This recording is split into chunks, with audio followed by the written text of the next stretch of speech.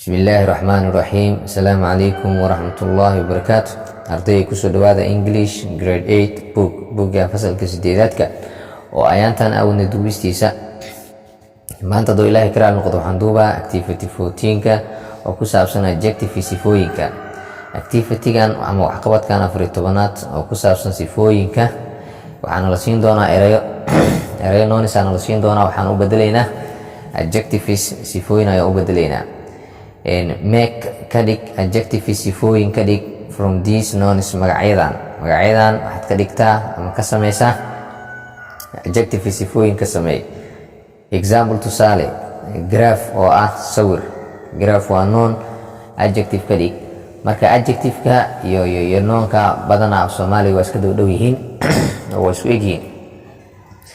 Graph marka waa sawir, markuu noon yahay waaye. Graphicna maxaa waaye sawirida, waxa la sawiraayo graphic. Noonisa meesha noo yaalo magacyo, halkan kalena waxaa noo yaaliin adjective sifooyin.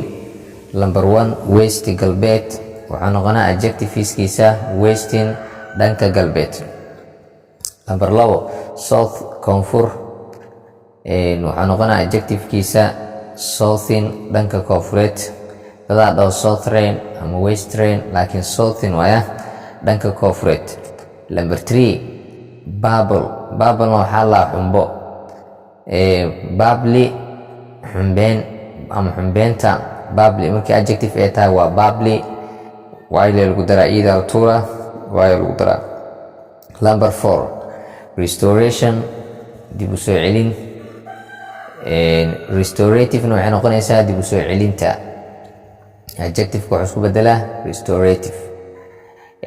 Number 5 respiration neefsasho waxaa noqonaa adjectivekiisa respiratory neefsashada.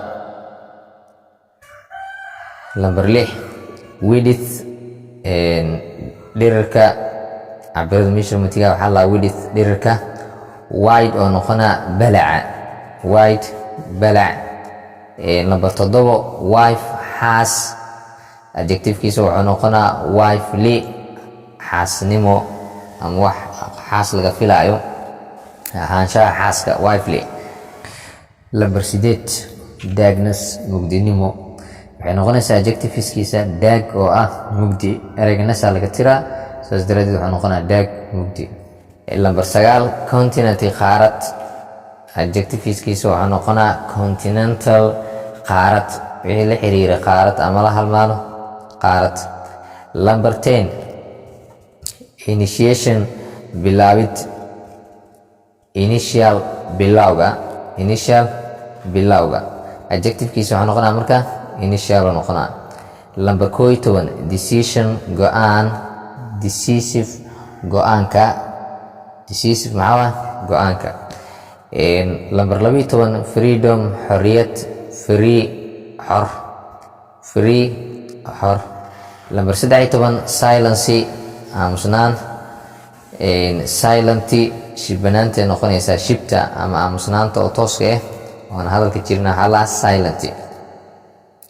Number 14 connection isku xirid, connective isku xirka, adjective waxaa noqonaa marka connective ayuu noqonaa. Number 15 description sifada waxay noqonaysaa adjectiveskiisa descriptive sifeen.